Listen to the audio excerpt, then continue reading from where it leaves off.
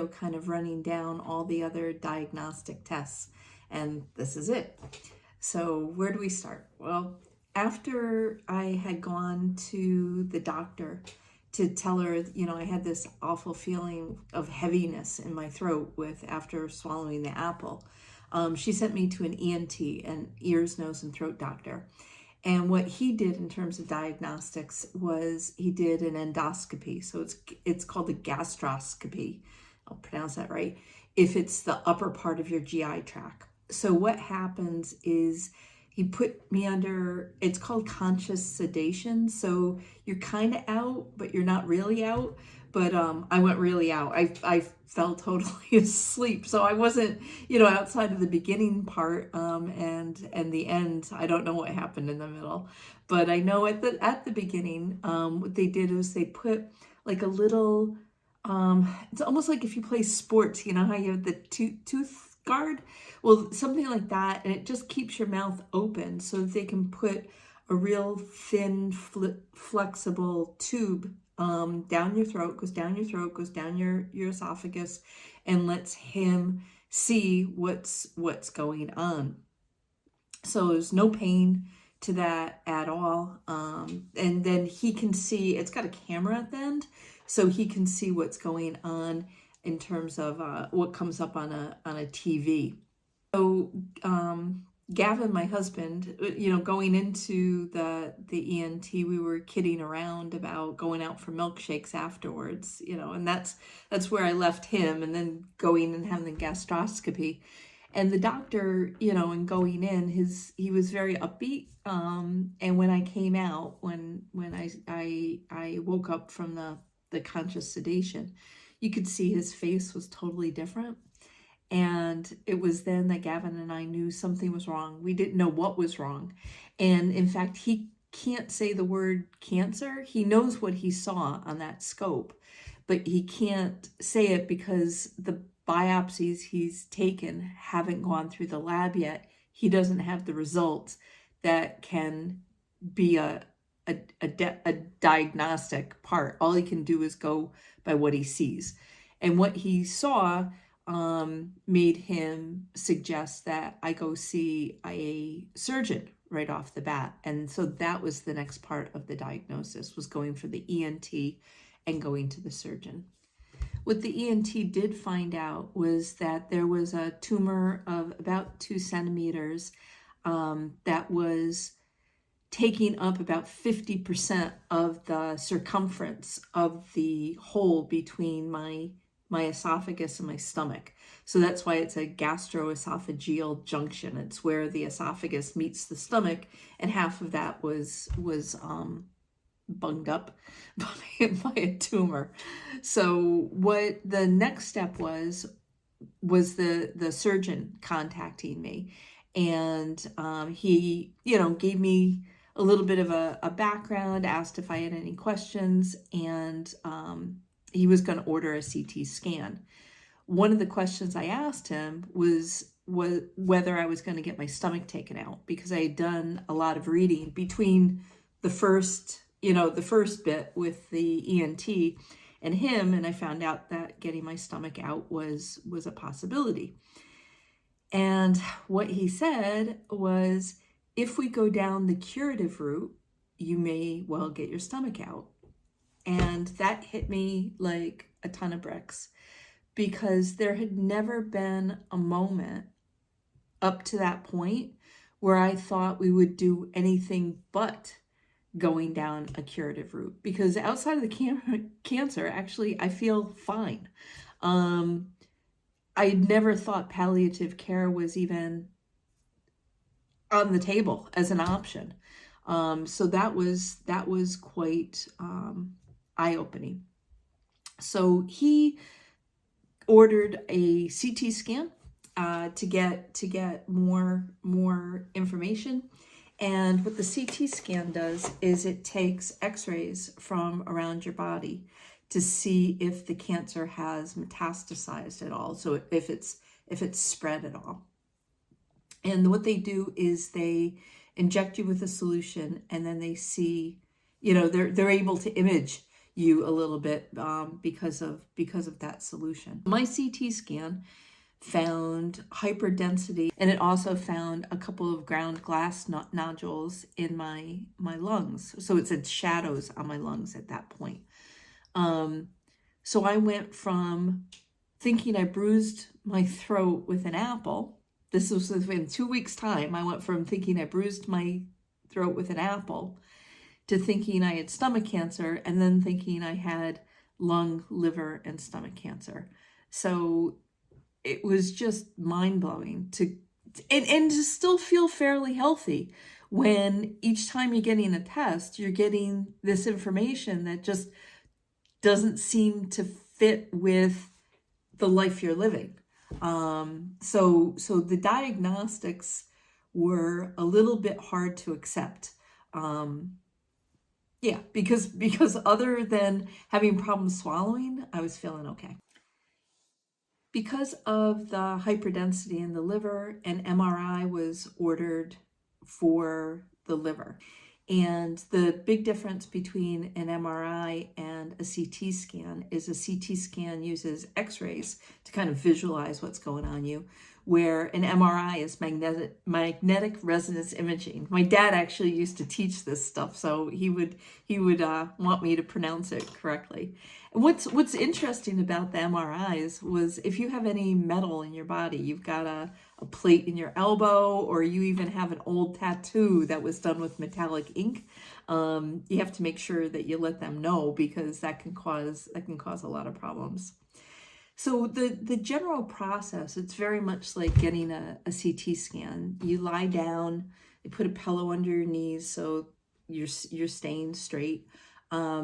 Gave me earplugs, because it can be quite loud, and the kind of stretcher that you're laying on goes slowly into the machine, and then a voice comes on and says, breathe in, breathe out, hold your breath, then breathe regularly. So it tells you exactly what to do, and you get this little ball that you can squeeze if something feels wrong, so it connects with the technicians that are in the other room as this is all going on.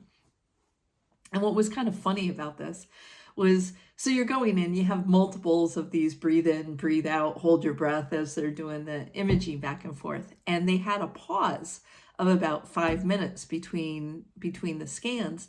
And so from the booth, their voices get piped into the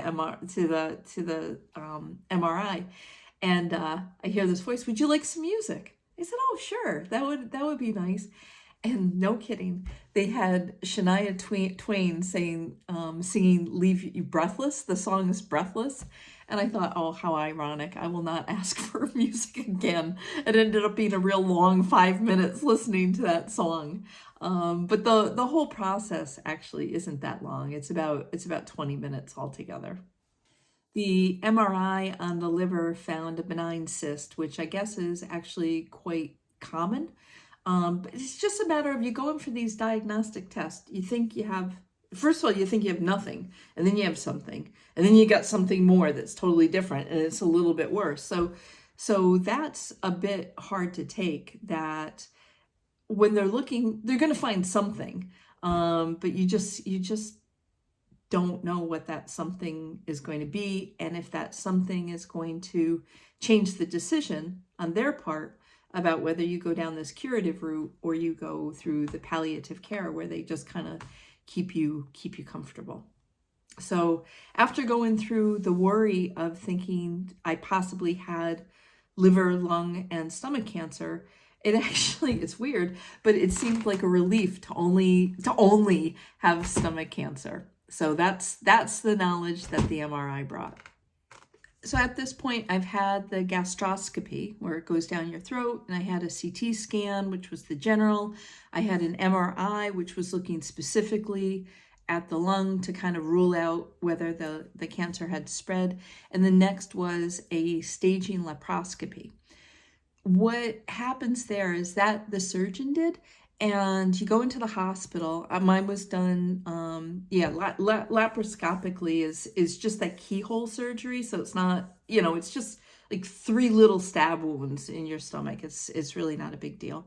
And what the surgeon does is it allows him to look around for himself and biopsy any nodes that look weird. And he did something called the lavage, where basically they pump you up with liquid, they swish it around, and then they extract the liquid, and then that liquid gets tested to see if there are any cancer cells in it. And mine was totally clear. But it's all part of seeing, is the cancer just in the tumor area, or did it spread, the first one, did it spread to other organs? And this one is, did it spread to other spaces in the stomach? So, but all of this is still leading to that decision about whether they put you on the palliative care or they put you on the curative route. Because if it's spread, you go on palliative care. The results of the laparoscopy go to a multidisciplinary meeting of all of these cancer experts. This is the way it works in New Zealand. So you have your surgeon getting the results. It goes to this meeting that they do, and it's 20 people who all have a background in cancer care. So it's like your doctor has an opinion about what treatment you should get, but you also have 19 second opinions, because the group is 20 overall, who they're all looking at the same results. And that brought a lot of comfort to me, that it was a lot of people who had a lot of expertise in this area deciding how to best go forward. So that brings you comfort, but at the same time, each time you have a test, it seems like if it's spread at all, you're not going to be put on a curative route. And during this time between laparoscopy and when this multidisciplinary meeting went, I'm doing a lot of reading, and you see a lot of research coming out of South Korea. There's a lot of research coming out of Japan. There's a lot of research coming out of the US. And what seemed that there were people who were in a lot worse health situation than I was, and they're being put on a curative route. So it becomes really hard to keep waiting for the results, in my case, to be, okay, you're going to be cured, or we're just going to make you comfortable. When you see people in other countries have very different treatments, and that then becomes a little bit frustrating, because I'm reading about clinical trials and people being given choices about just different things, and we're not. I wasn't experiencing it. It was more that if you have cancer cells anywhere else, that's going to be a problem in terms of getting you treated. And it's not that you have to be in excellent health to get cancer care, but it starts to feel that way. I was concerned about all of the time that these tests were taking and what was going on with the tumor during all of this time. And the surgeon gave me the opinion that the more precise information that he could get, that outweighed the risk that the tumor potentially would be growing during this whole diagnostic time. The reason he gave, I had to talk with him about the whole, every time there's a test, there seems to be a decision about whether you're going to be made comfortable where you're going to live. And it's exhausting. I mean, I hate even saying this again on the video, but it happened again and again and again. And his thought was that there's no need to put me or anybody else on chemotherapy and take away your quality of life if you only have a few months to live anyway. So that's the rationale that's been put forth. I don't know how much I agree with that. It seems like you just have no voice in this all. You have a voice to ask questions, but the process is kind of the process. You're going to get 4 rounds of chemotherapy, and then you're going to have your stomach taken out, and then you're going to have 4 rounds of chemotherapy again, at least for stomach cancer. There just don't seem to be alternatives for that. So the MRI that was done on my liver before the laparoscopy showed, again, it showed a spot on my spine. So when the results went to the multidisciplinary group, they wanted more information on my spine to make sure that I didn't have bone cancer. But like I said, every time you get a test, they see a shadow, they see a spot, and they want to know if the cancer has gone anywhere else, because that can put you out of the running for going down that curative route. Because the imaging of my liver found a shadow on my spine, there was another MRI that was done on my spine, came out absolutely fine, no problem. And next, a PET scan was ordered. So went for the PET scan. Again, there's a radioactive tracer that gets injected in you, and they use to see if cells are uptaking the tracer. So the idea is that if cells are more metabolically active, like cancer cells are constantly dividing, and if they are, they'll uptake the tracer more, and you can see in a different way where there might be cancer cells. So went for the PET scan. The process is very similar to the other scans. They take you to the room. You get on, in this case, you get on a gown. They inject the tracer in you, and then you're supposed to stay quiet. You're actually, the lights go down in the room, and you're supposed to kind of empty your mind with the thought that if you are thinking a lot, like you're reading a book, you're thinking about the book, the tracer will have uptake in your brain. So it's just a matter of, because the cells are acting. So what they want to do is keep you as quiet as possible during the time between when the radioactive tracer gets injected and when they actually see where the tracer has gone in your body. So in this case, it's very important to keep you still. You, again, lie down on a gurney, and they put your legs under a pillow so they stay straight. You're supposed to keep your arms very still, and then a pillow goes on either side of your neck so you can't, move your head left or right. So that's the big thing about getting a PET scan, is just staying really, really still. One of the things that's funny about this is that while you're laying still, you get people in the booth, the technicians in the booth, saying, "Good job," for laying still. So it's rare in this life that you get told you're doing a good job for just laying still. What the PET scan showed is that there didn't seem to be uptake of the tracer anywhere in my body except for my lymph nodes in my neck. And that was kind of significant, because if the cancer has spread to your lymph system, again, this knocks you out of contention for going down the curative route. I remember thinking, I just don't believe it. At this point, we had gone through so many of these, getting a test, and, this could knock you out of contention. And you just think at this point, I just don't believe that the cancer has gone anywhere else, because everything that they were worried about turned out to be a nothing.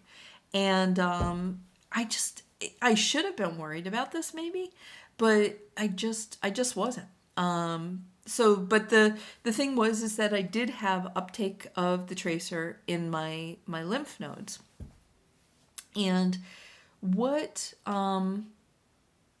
happened, and I don't even know what motivated me to think about this, but I thought this is a false positive. So I started looking and came across a couple of articles that suggested that having a COVID infection or having a COVID vaccination can cause a false positive in the PET scan. Now, why this is significant is in the week that I got my cancer diagnosis, my mom had died on the 15th. My dad had died on the 17th.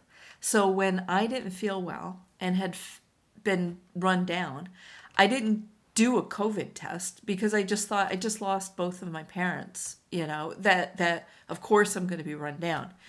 Now, what had happened was my husband, then about a half a week later, he started not feeling well. And unlike me, he did a COVID test and he tested positive. So he figured if he's having the same symptoms that I did, I didn't even think to test because it was nothing like the first time I had COVID. But since he had COVID and I had just gotten feeling better from not feeling well, I probably had COVID during that time. I thought I had just gotten run down from my parents passing.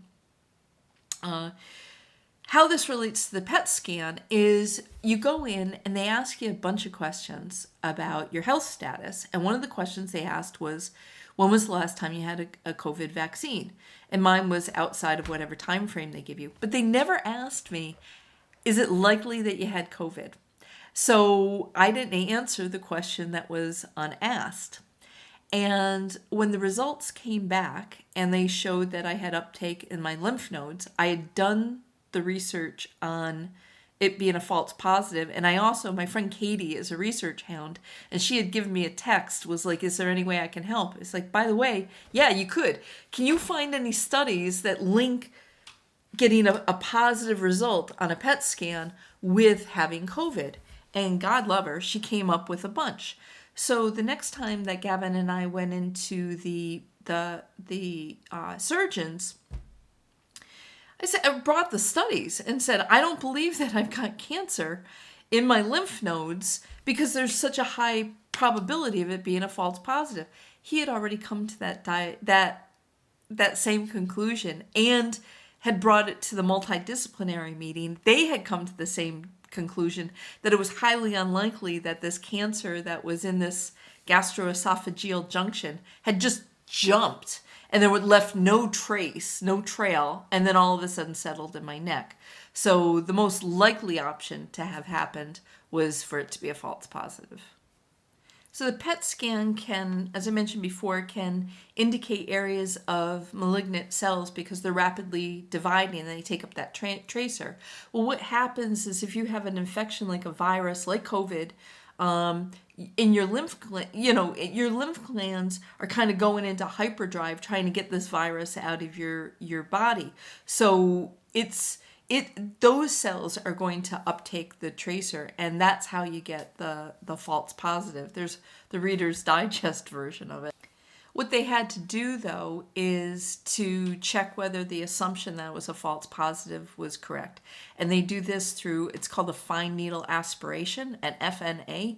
And so just like what it sounds like is that they put a fine needle into your lymph nodes, take out some cells, and to test whether those are malignant or not. So it's all of these things, the gastroscopy, the CT scan, the MRI, the next MRI, the PET scan, they're all to try to for the doctors to try to figure out what it is that they're dealing with. So this FNA is just, they want to make sure that their thought that it's a false positive is in fact a false positive. But as this is all going, like I said before, it's all more time. Each time you get a test is more time, and I'm starting to get really anxious that this tumor in me is growing. So as all of this is happening, I'm doing additional reading on what can slow the growth of tumors. So I'm reading about green tea and licorice tea and dandelion tea and leafy greens and putting parsley into everything. Because you don't know what else you can do to help yourself out. So you kind of grasp at these straws that if they don't help, at least they're not hurting. In the fine needle aspiration, if any of you have been pregnant or had an ultrasound for other reasons, it kind of goes the same way, is that a jelly gets put on your neck and then they use sound to locate where your lymph node is. And then they put in a numbing agent, and then the needle goes in, and in 3 different spots, it kind of harvests the cells to come out, and those are the cells that get tested whether they have any sign of cancer in or not. It sounds horrible getting a needle in your neck, but truly it's not painful at all. Mine at least was not painful at all. So the PET scan results did show that it was a false positive for malignancy in my lymph system. I think because we had gone through so many of these tests at this point, and so many of these, if it's this answer, you're going down this road. If it's this answer, you're going down this road. So I should have been thrilled that the fine needle aspiration didn't show any cancer cells. But at that point, I think I was just burnt out. And it was just like, that's good. Because I think I just had assumed anyway that it hadn't gone there. And it was, in all of this, I never made that assumption. When it was back to the liver and the lung, I thought, well, maybe that's a possibility that it's also gone liver and lung. If it went to the bone, I thought that's less likely, but maybe it happened. This was the only time that I thought, no way. It just didn't do that. So maybe it was because I had that, I don't know, that sense of calm, that the results didn't elate me because it was something I had already expected. And that wraps up pretty much the diagnostic part of this. What happened was, after my first 4 rounds of chemo, I did get another PET scan. If something came up in that PET scan that could have stopped me from getting the surgery, I was told that was highly unlikely, that it's really just a matter of caution. So you've gone through all these tests. You've had all these times where you realized that going down a curative route is not something that should be assumed. All of this diagnostic was able to not only tell me where the cancer was, but tells everybody where the cancer isn't. And that was a godsend, that the cancer isn't anywhere else.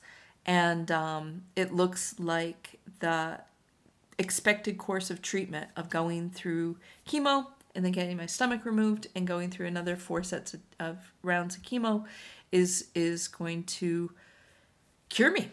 That's the hope. So with that said, that is the very long road we took to answering that question of how did you know that you had stomach cancer. Hopefully going down the details of this helps anybody else who's wondering what their own experience of diagnosing cancer might be like.